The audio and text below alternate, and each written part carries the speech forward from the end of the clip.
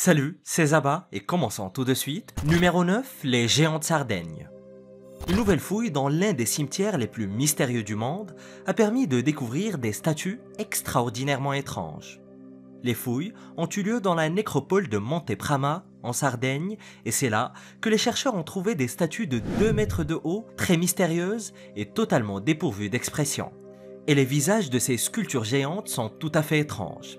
Ils ont des yeux profondément foncés dans leur tête, d'énormes nez en forme de bloc, et pourtant, ils semblent à la fois inquiets et fatigués. Et bien qu'elles soient dans un très bon état de conservation, ces statues ont près de 3000 ans et ont été sculptées vers 850 avant Jésus-Christ. D'ailleurs, Dario Franceschini, ministre italien de la culture, a qualifié cette découverte d'exceptionnelle. Ces statues ne sont pas les seules à avoir été trouvées, mais seulement les plus récentes. Une autre paire de statues similaires a été découverte en 2014 et l'ensemble de la nécropole est peuplé d'énormes statues humanoïdes aux expressions stoïques.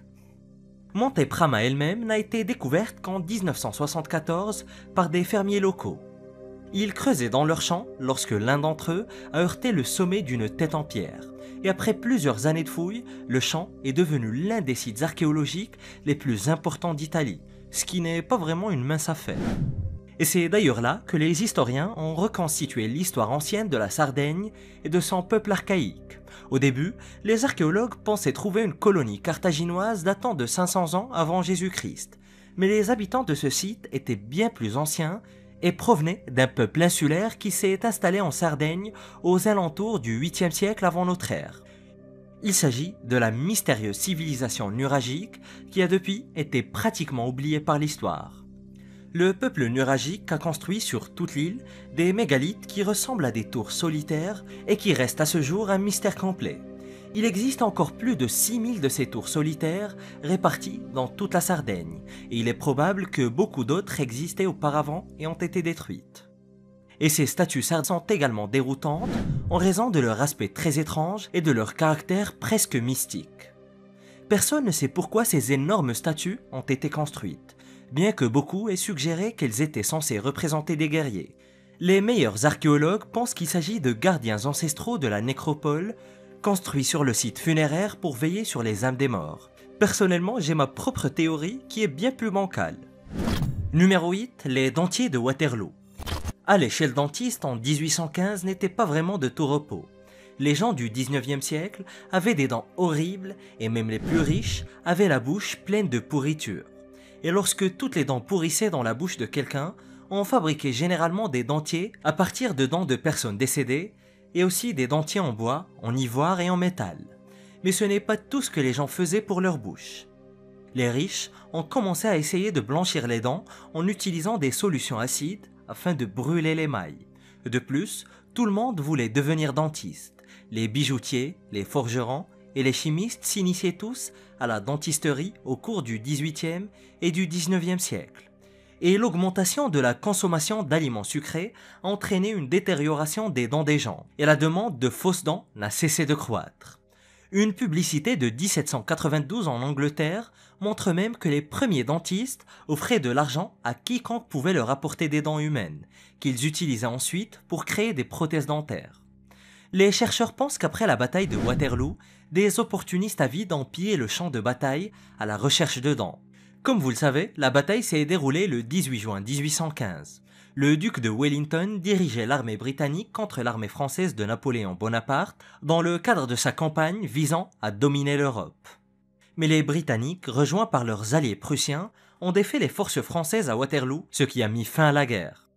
Mais les chercheurs pensent qu'après la bataille de Waterloo, des opportunistes avides ont pillé le champ de bataille pour en extraire les dents. Rachel Barristow, conservatrice du musée de dentition de la British Dental Association à Londres, explique que les charognards ont arraché les dents des soldats morts à l'aide de pinces. Il existe même une collection de ces dents au musée. Et comme vous pouvez l'imaginer, ces ensembles de dents étaient vendus à des prothésistes dentaires qui faisaient bouillir les dents, en coupaient les extrémités et les façonnaient ensuite pour en faire des dentiers reliés par une corde à piano. Numéro 7, Dino Nocturne. Il s'avère que Steven Spielberg avait au moins raison sur une chose avec son film Jurassic Park. Les amateurs de dinosaures savent que la plupart des représentations de ces bêtes préhistoriques était manifestement et délibérément fausse. Les dinosaures ne ressemblaient pas tant à des lézards qu'à des poulets géants et velus. En tout cas, ils avaient des plumes. Mais la seule chose que Jurassic Park ait réussi à faire, c'est que les vélociraptors chassaient bel et bien la nuit. Une nouvelle étude sur les yeux d'animaux fossilisés a montré que de nombreux dinosaures, et pas seulement les prédateurs, préféraient les heures nocturnes. Selon le géologue Ryosuke Motani de l'Université de Californie, on a très longtemps cru que les dinosaures étaient actifs le jour et que les mammifères préhistoriques préféraient la nuit. Or, il n'en est rien. Les scientifiques ont décomposé les habitudes des dinosaures en examinant leur globe oculaire fossilisé. Les dinosaures, les lézards et les oiseaux ont tous des yeux très semblables. Et l'une des caractéristiques distinctives de leur globe oculaire est un anneau osseux appelé anneau sclérotique. Les mammifères ne l'ont pas, ni les crocodiles d'ailleurs, mais les oiseaux et les dinosaures en disposent. Et en mesurant les dimensions intérieures et extérieures de cet anneau, et en examinant l'orbite elle-même, les scientifiques ont pu faire la différence entre les animaux nocturnes et les animaux diurnes, qui sont actifs pendant la journée. Les animaux diurnes présentent une petite ouverture au milieu de l'anneau sclérotique, alors que les animaux nocturnes ont une ouverture bien plus grande. Cette seule caractéristique suffit à déterminer quels animaux étaient présents la nuit et lesquels se couchaient tôt. Les scientifiques, sachant désormais ce qu'il faut rechercher dans le globe oculaire, se sont tournés vers les fossiles de dinosaures. Ils ont examiné des mangeurs de plantes, des reptiles volants et nos carnivores préférés. Ils ont été choqués de constater que les grands dinosaures herbivores étaient actifs aussi bien le jour que la nuit. Ils n'ont probablement jamais cessé de manger, se contentant de faire de courtes pauses pendant les heures les plus chaudes de la journée. Ils ont ensuite constaté que les carnivores, en particulier les vélociraptors, étaient strictement des chasseurs nocturnes. Tous les petits dinosaures carnivores préféraient chasser à la tombée de la nuit. Mais malheureusement, en l'absence d'yeux fossilisés de T-Rex, les scientifiques ne peuvent pas dire avec certitude si les prédateurs de taille géante ont suivi la même tendance que les vélociraptors ou non. Numéro 6. Les rouleaux du Vésuve.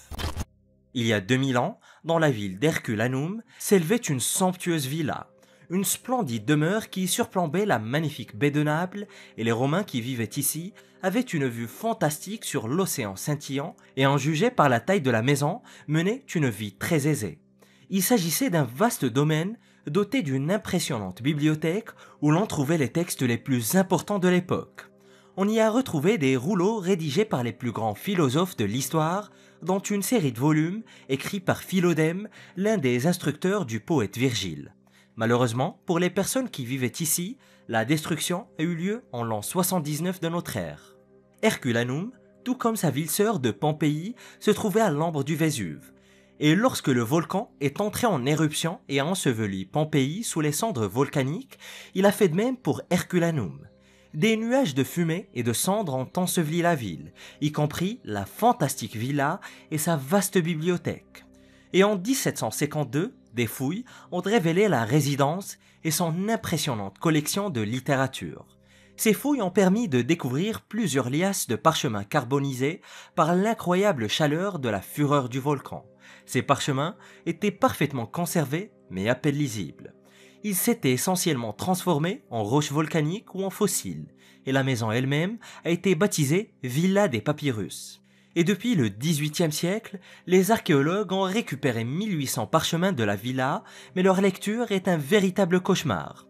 Ce n'est que très récemment que les archéologues ont acquis la technologie appropriée pour examiner ces anciens documents. 200 ans plus tard, ces petits morceaux de parchemin carbonisés sont finalement en train d'être déchiffrés. Les archéologues ont trouvé un moyen d'utiliser les rayons X pour lire l'écriture ancienne. Roger McFarlane, chercheur à l'université Brigham Young dans l'Utah, explique qu'un seul chapitre ou un seul paragraphe d'un parchemin constitue une avancée considérable. Et jusqu'à présent, les archéologues ont réussi à identifier une poignée de textes écrits par Philodème.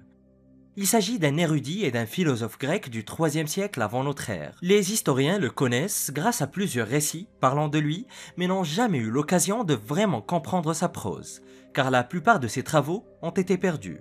Mais en examinant ses parchemins à l'aide de rayons X, les archéologues découvrent de première main son étrange école de pensée. Le philosophe enseignait que les plaisirs physiques étaient le principal objectif de la vie et que les humains ne devaient pas craindre l'au-delà, mais mener une existence modeste et agréable. Mais il reste tout de même beaucoup de travail à faire, et les chercheurs modernes pensent que ces parchemins ont pu faire partie de sa collection personnelle. Il est possible qu'ils proviennent directement de Philodème lui-même, ou qu'il s'agisse au moins de copies réalisées au 1er siècle de notre ère. Il faudra probablement des années pour connaître l'origine exacte de ces 1800 rouleaux, mais au bout du compte, cela en vaudra la peine. Numéro 5. L'univers miroir. Une nouvelle découverte scientifique suggère l'existence d'un univers miroir de l'autre côté de notre propre univers. Cette étude scientifique récente affirme qu'il existerait un univers s'étendant à rebours dans le temps. L'idée est que notre univers est l'image miroir d'un univers polaire opposé, qui s'étend à rebours de la source du Big Bang, ce qui signifie qu'il recule dans le temps alors que nous avançons dans le temps. Oui, je sais, Camoulox. Il s'agit d'une théorie totalement étrange concoctée par l'Institut Périmètre pour la physique théorique du Canada. Les physiciens de cet institut ont élaboré le nouveau modèle cosmologique de l'anti-univers. Les scientifiques affirment que l'univers miroir respecterait toujours les règles fondamentales de la physique, mais de nombreux détails de ces théories n'ont pas encore été précisés. Les scientifiques pensent que l'existence d'un autre univers pourrait expliquer l'existence de la matière noire, bien que la matière noire soit encore théorique et qu'elle n'ait jamais été mesurée. Ils affirment que 85% de la matière de notre univers en est constituée. Il s'agit d'une force invisible qui est censée imprégner chaque partie de notre existence. Les scientifiques pensent que la matière noire pourrait être constituée de particules subatomiques qui n'ont pas encore été découvertes. Mais passons en lien avec le Big Bang. Il s'est produit il y a 14 milliards d'années, et depuis lors, l'univers n'a cessé de s'étendre. Le Big Bang a été par essence la création de toute l'existence. Les particules, les atomes, les étoiles et les planètes ont tous été créés progressivement en commençant par le niveau subatomique. Les scientifiques affirment aujourd'hui que de l'autre côté du Big Bang se trouve un univers symétrique. Ils pensent qu'un événement singulier, au cours duquel la relativité générale se serait effondrée et aurait engendré deux univers en même temps, l'un avançant dans le temps et l'autre reculant. Et l'autre univers ressemblerait au nôtre, mais le temps y serait inversé, ce qui est d'ailleurs impossible à saisir. Numéro 4. Tartre de Néandertal. Certains scientifiques se sont livrés à des expériences étranges avec des bactéries néandertaliennes prélevées sur des dents fossilisées. Une nouvelle étude publiée dans le Journal of Science décrit comment les scientifiques ont utilisé la plaque dentaire d'anciennes dents humaines afin d'étudier l'évolution des microbes buccaux. Les chercheurs pensent que ces étranges souches de bactéries pourraient contribuer à la mise au point d'antibiotiques et aider les hommes d'aujourd'hui à rester en bonne santé. Mais ce que certains ne savent peut-être pas, c'est que chaque personne possède son propre microbiome à l'intérieur de sa bouche. Des centaines d'organismes microscopiques différents vivent en ce moment même sur nos langues et dans nos gencives. Et ces micro-organismes varient en fonction de notre lieu de résidence géographique et de l'environnement dans lequel nous avons grandi. Et pour étudier le microbiome buccal de ces anciens humains, Christina Wariner de l'université de Harvard a commencé à gratter de la plaque dentaire ancienne, en d'autres termes, du tartre de Néandertal. Et de manière assez surprenante, Christina explique que le tartre préservé présente la plus forte concentration d'ADN de tous les éléments du squelette ancien.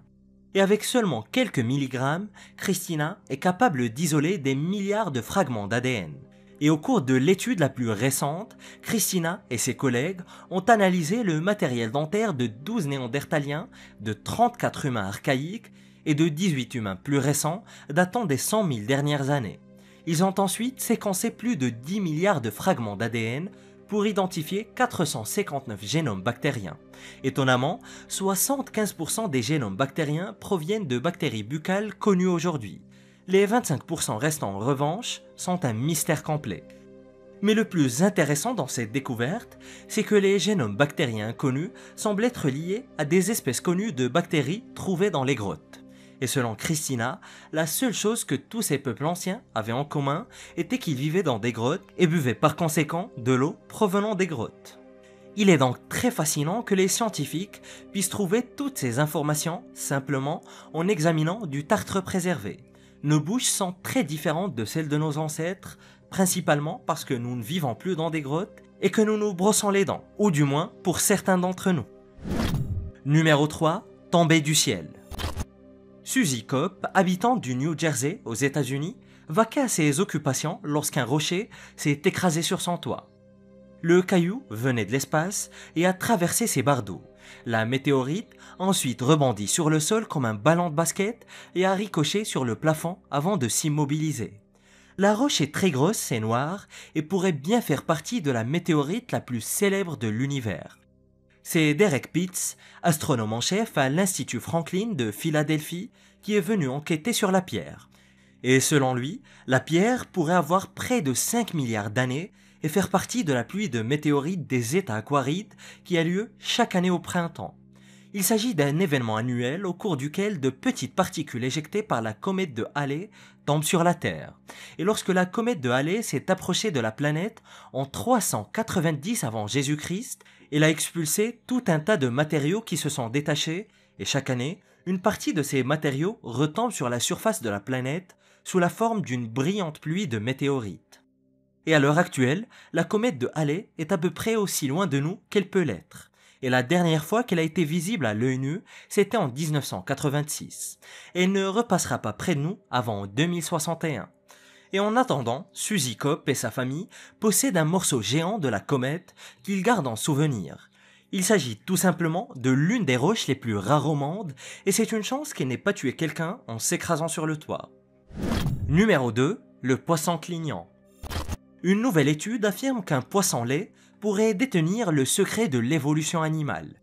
Il s'agit d'un poisson goby, le seul poisson au monde capable de cligner des yeux. Il vit sur Terre et dans l'eau et semble avoir évolué indépendamment de nos très anciens ancêtres. C'est ce qu'on appelle l'évolution convergente. Et les scientifiques pensent que le clignement des yeux en tant que fonction corporelle a évolué chez les premiers animaux qui sont passés de la vie dans l'océan à la vie sur Terre il y a 375 millions d'années. Il serait donc logique que l'étude du goby fournisse des indices sur la manière dont s'est déroulée notre évolution originelle. Mais comment les poissons primitifs se sont-ils déplacés sur le rivage pour la première fois ? L'auteur de l'étude, Thomas Stewart de Penn State University, affirme que le clignement des yeux s'est développé dans les tissus mous. C'est un problème pour les archéologues et les paléontologues, car les tissus mous ne se fossilisent généralement pas. Mais les gobies sont toujours vivants et bien présents, et les étudier reviendrait à étudier un animal préhistorique. Les gobies vivent généralement dans les bassins de marée. Ils peuvent se déplacer sur la terre ferme grâce à leurs nageoires maladroites et peuvent cligner des yeux. Et en observant ces animaux, les scientifiques ont découvert qu'ils ne clignent pratiquement pas des yeux dans l'eau, mais seulement lorsqu'ils se balancent sur la terre ferme. Le poisson semble cligner des yeux spécifiquement pour éliminer les débris de ses yeux. Et les scientifiques ont également constaté que les gobies clignent généralement bien plus souvent lorsque leurs yeux commencent à se dessécher. Logique. Et bien que le poisson n'ait pas développé de glandes lacrymales ou de canaux lacrymaux, il cligne des yeux pour les mouiller. Et pour ce faire, il mélange le mucus de sa peau avec l'eau des marécages dans lesquels il vit. Et grâce à leurs recherches, les scientifiques ont découvert que les premiers animaux à avoir évolué sur la terre ferme étaient probablement très semblables aux gobies. Cependant, le fait de cligner des yeux n'est qu'une des caractéristiques nécessaires pour s'adapter. Et pour une raison ou une autre, les gobies n'ont jamais obtenu les autres caractéristiques. Tout ce qu'ils ont obtenu jusqu'à présent, c'est la capacité de faire des clins d'œil. Numéro 1. La nécropole de mer. Des archéologues égyptiens ont fait de nouvelles découvertes choquantes dans la nécropole de mer, située dans la ville d'El Koussia. Ils ont trouvé d'anciens bâtiments et une série de sépultures datant de l'Empire byzantin. Le Conseil suprême des antiquités égyptiennes a annoncé cette découverte, affirmant qu'elle montrait l'importance de mer il y a des milliers d'années. Les archéologues ont découvert des textes décrivant d'anciennes divinités sur les murs d'un bâtiment écrits en caractères coptes noirs. Ils ont également trouvé des étagères faites de boue et de foin où étaient entreposés des manuscrits et d'autres objets d'une très grande importance. Les bâtiments ont été découverts dans la partie supérieure du cimetière et les sépultures se trouvant dans la partie inférieure.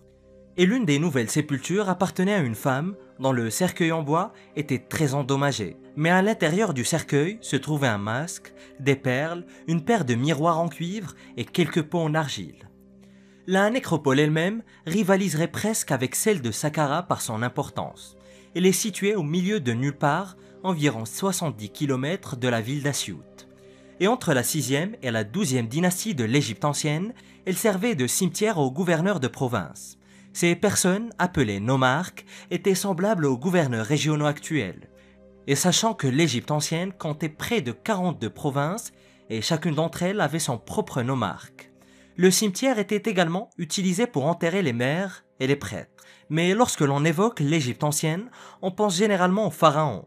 Mais en réalité, la hiérarchie sociale était très complexe. Le système de gouvernement était extraordinairement avancé pour l'époque. Il y avait le roi, les gouverneurs de la province, le grand prêtre et les maires de chaque ville. Et les cadres moyens finissaient la plupart du temps comme maires et enterrés dans des tombes profondes sous le sable du désert. Il existe également un cimetière creusé dans les roches d'une falaise que les habitants d'El Koussia utilisent comme lieu de sépulture. El Koussia était la ville la plus proche de mer et un centre de culture pour le dieu égyptien Hathor. Et des chercheurs font une découverte sous-marine terrifiante qui pourrait tout simplement changer la face de la Méditerranée. Découvre-la en cliquant sur cette vidéo.